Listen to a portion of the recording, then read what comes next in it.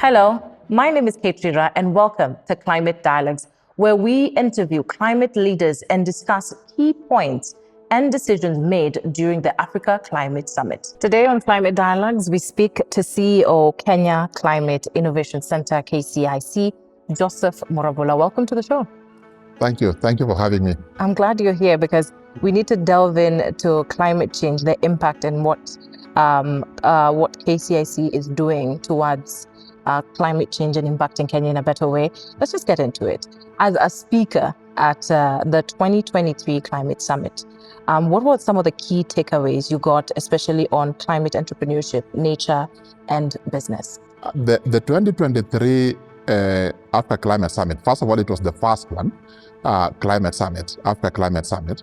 Now, what then the African member states were trying to do is to reclaim their space, to basically show that they can solve their own problems, but also play a big role on the world stage in terms of fighting climate change. Now, if you looked at the outcome of that summit, the so-called Nairobi Declaration, you find that it had 11 points, but most of what the member states were trying to do is to urge the world that climate action is urgent.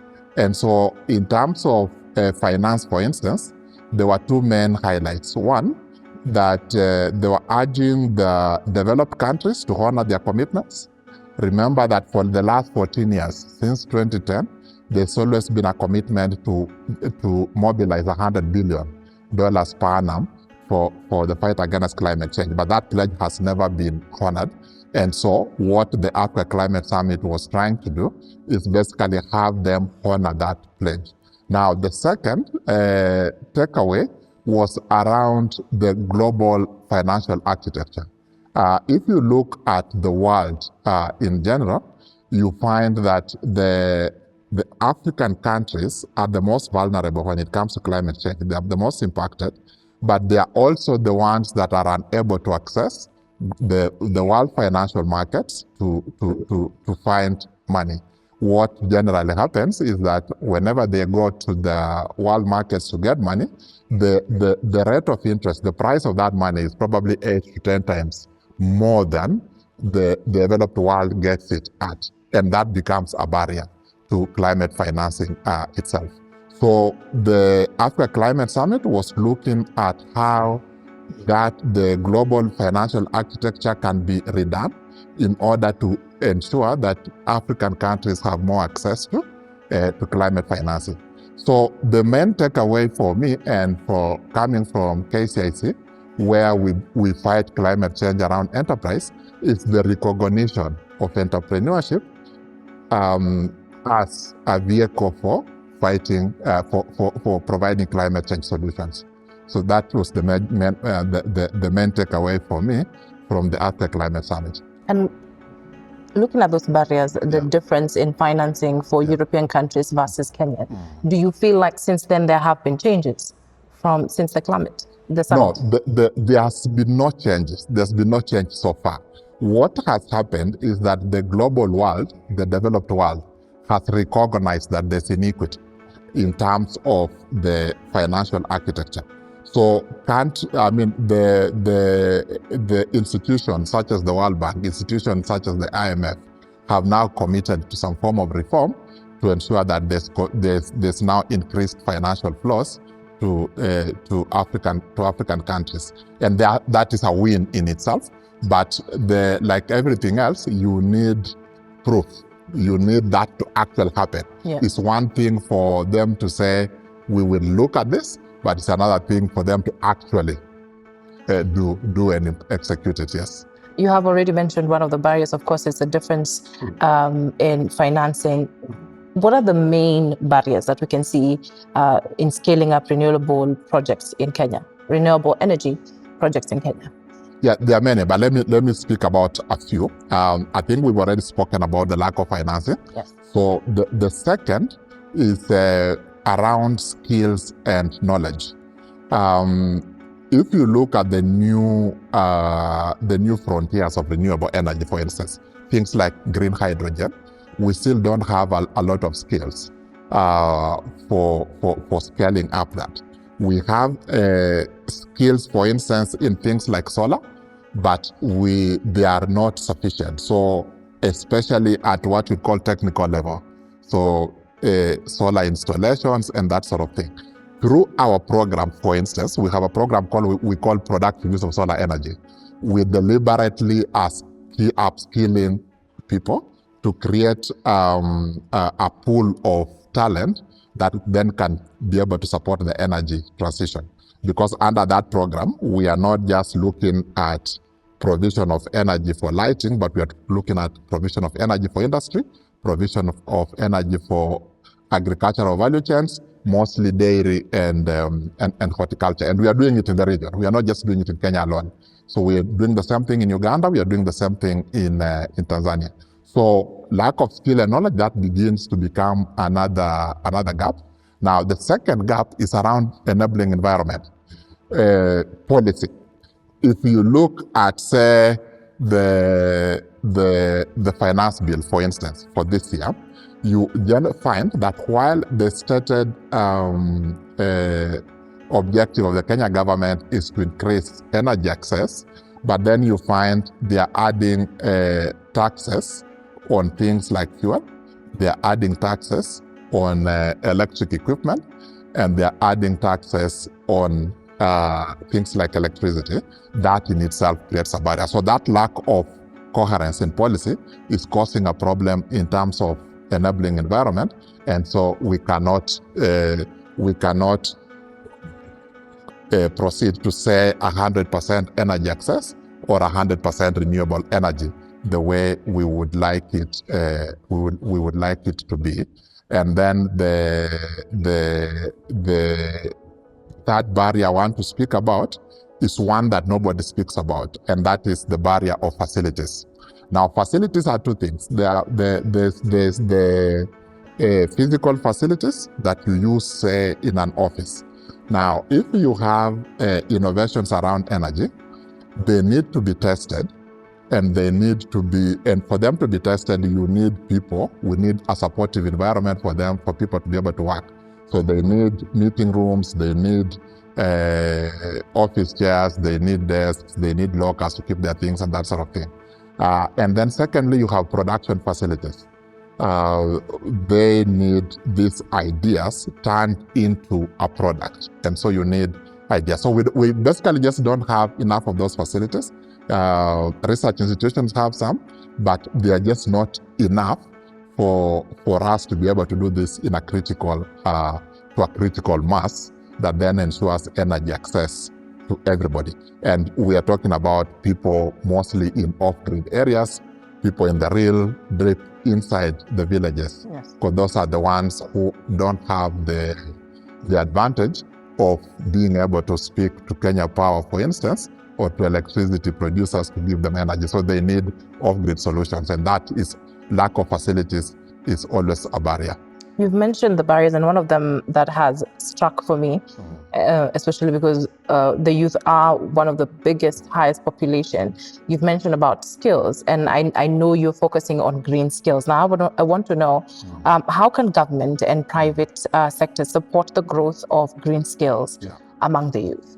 Yeah, the first way of promoting the growth of these skills is knowledge management, and now we are talking about research as it is. You need to be able to know where the nodes of opportunity are, because ultimately the vision is green transition, making sure that everybody has access to green energy. But for you to be able to that, you need human resource capacity, but that human resource capacity needs to be targeted. What are they doing? Are they doing installation? Are they doing production? Are they doing research? Or are they the kind of innovators that are just looking for solutions that then can be turned into a product as it is? So the first way to do it is, first of all, to do research, get a critical level of knowledge to be able to do this. Now, and then once you have identified the sort of gaps that you need, and then you can come up with targeted things like scholarships, for instance, because if you are talking about the youth, the basic challenge normally for them is that they don't have cash, or they don't have, the education system normally requires three things. One, you go and get knowledge. After you get the knowledge, you need now a social network to be able to tell where the information, where the opportunities are. And then after that, now you need skills to bring the two together. And so if you're talking about youth, now they probably don't have that. So you need scholarships to be able to support these people to go actually and acquire those skills as it were. There's one thing that I've highlighted about KCIC, and one of them is financing and supporting in entrepreneurship. Are there any projects that, or community-based projects that KCIC is undertaking to at least cut the cost or even help out the youth to get some of these green skills? Yeah, in KCIC, we believe in three principles. One, that climate change is a challenge, but being a challenge, it also provides us with an opportunity. Now, secondly, we believe that we can then solve that challenge at the intersection of entrepreneurship and innovation. That if we bring those two together, we are then able to solve that challenge. And then third, we believe that our frontline soldier, our medium for addressing climate change is SMEs. So all our programs then have what you call a capacity building component. So they are all focused on youth and women, youth for sustainability, and then they all have a capacity building component where we empower the youth with knowledge and skills to be able to sustain their businesses as it is. The thing about youth is that, one, you have a lot of ideas and you have a lot of energy.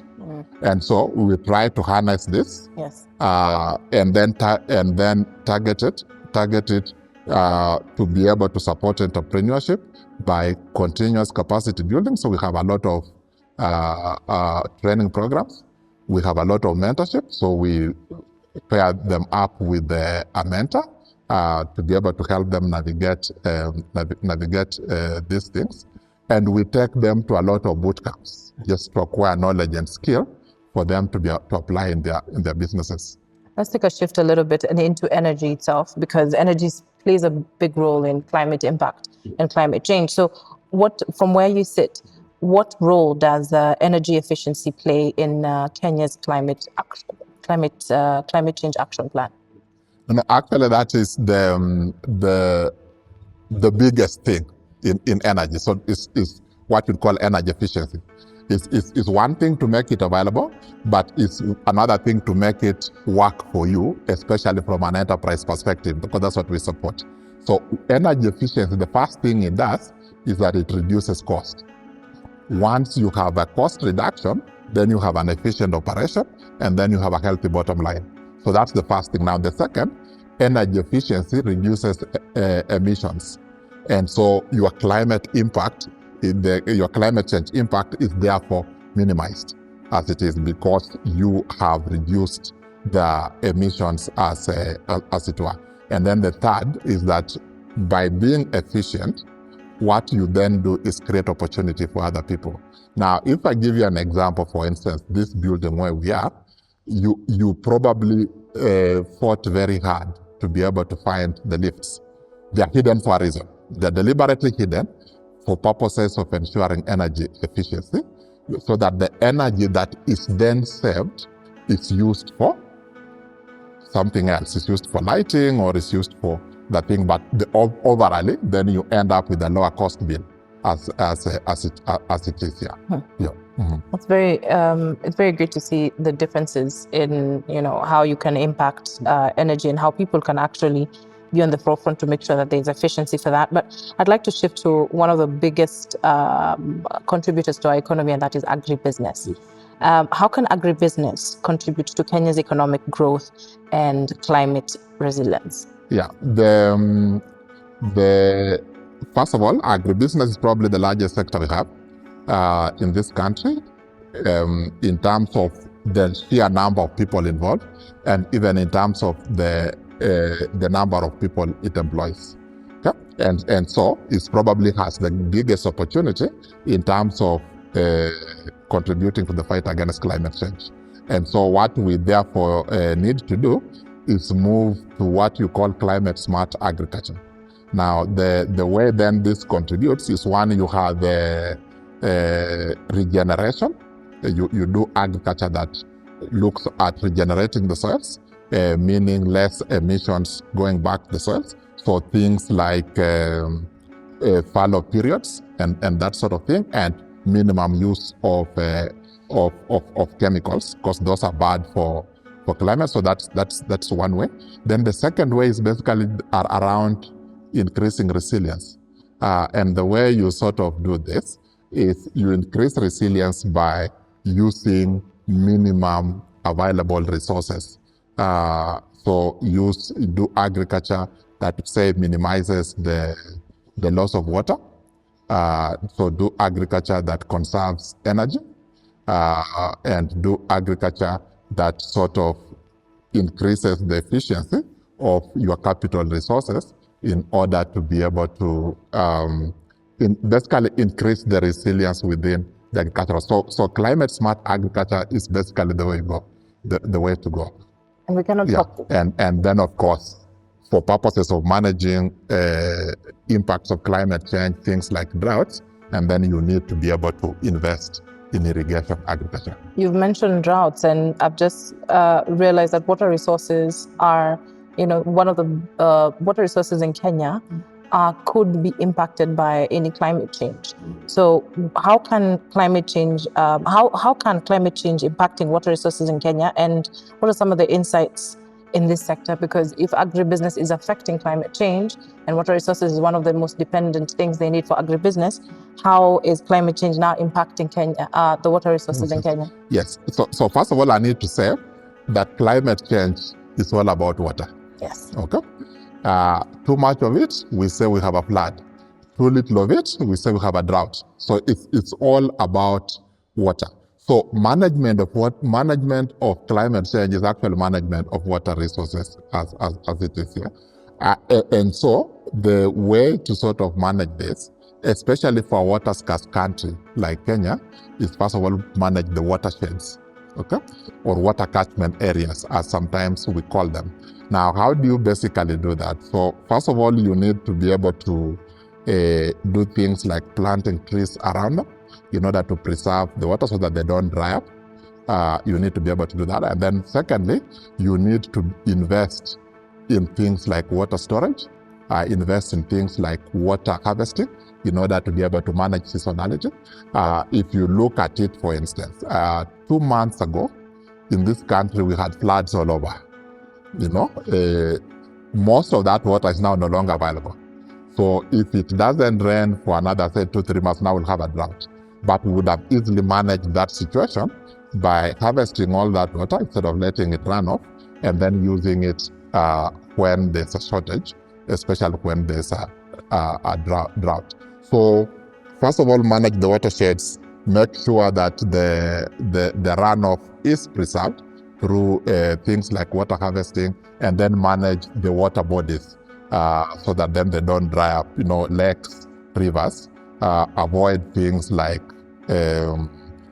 farming on the shores so that they're preserved. Let's take a step back and look at KCIC itself. What are the KCIC's thematic areas of interventions, and how does it facilitate the growth in these areas? Yeah, we focus on climate innovations.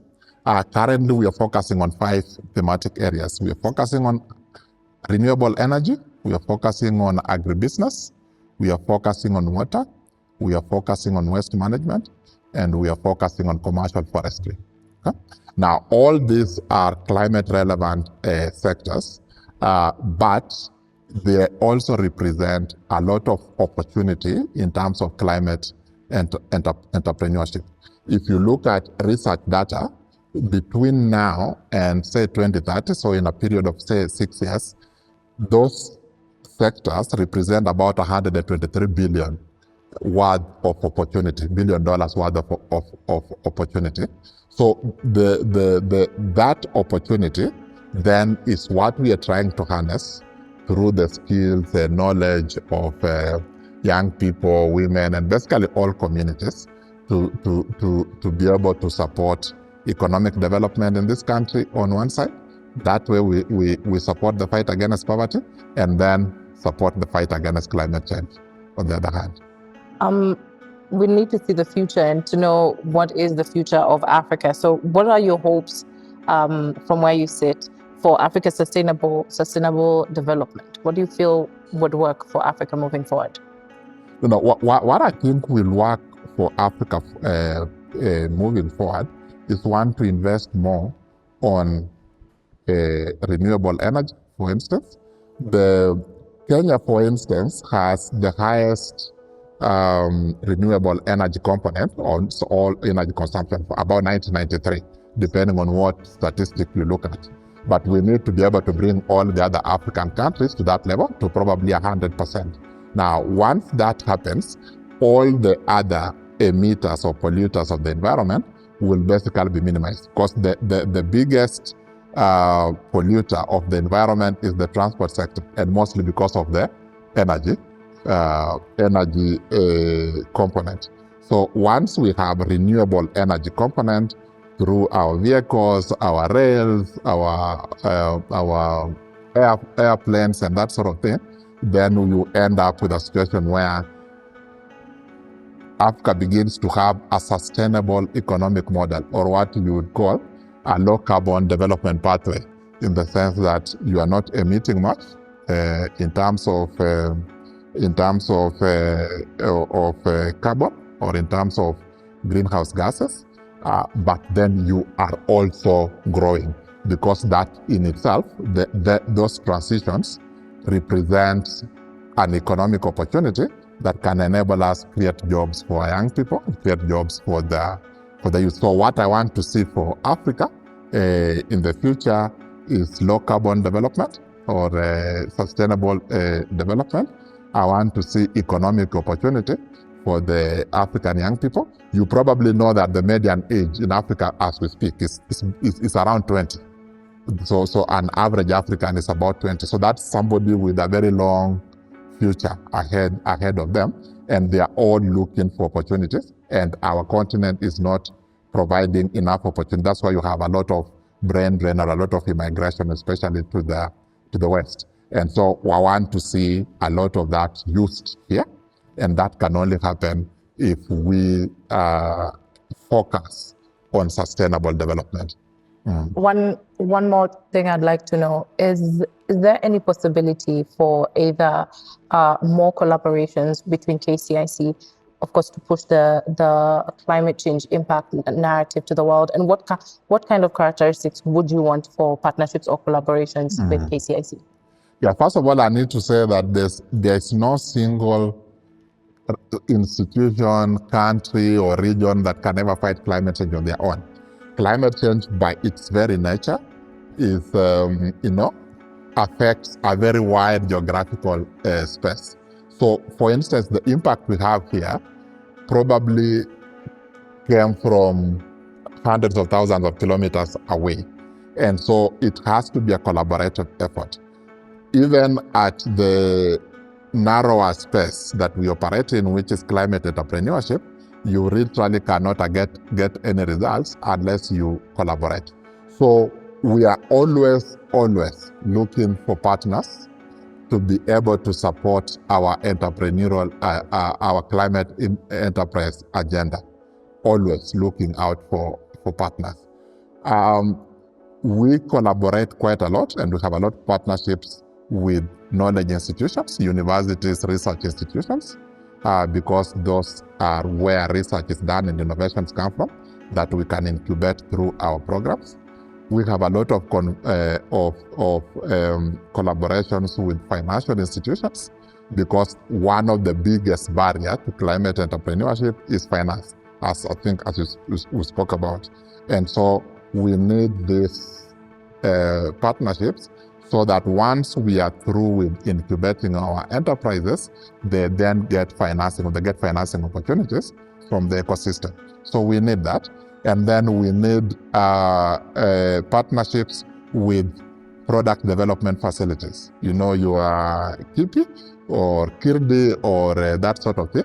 Because one, we need to be able to move from innovation to development, and then offer that product that we develop to the market. And then we need to be able to then secure the intellectual property that is generated through that innovation, because that's the most sustainable way of ensuring that the innovator is able to benefit from their innovations. So we are always on the lookout for new partners. We are always on the lookout for partners that can widen our reach and make our impact greater. Thank you so much. Mr. Joseph, what would be your final thought post Climate Summit Africa? One is the need for collaboration. My call to action for everybody involved around the climate space, be they entrepreneurs, be they regulators, be they researchers, be they policymakers, is to work together in one ecosystem in order to overcome this challenge of climate change, because it's an existential challenge for us. So my final thought is very simple. Let us all work together to make impact in our planet. We don't have a planet B. We only have this one. Thank you. That was CEO of KCIC, Joseph Murabula. The impact of climate needs all of us to join hands, and partnerships and collaborations are one of the ways we will have impact. My name is Kate Shearer. This is Climate Dialogues.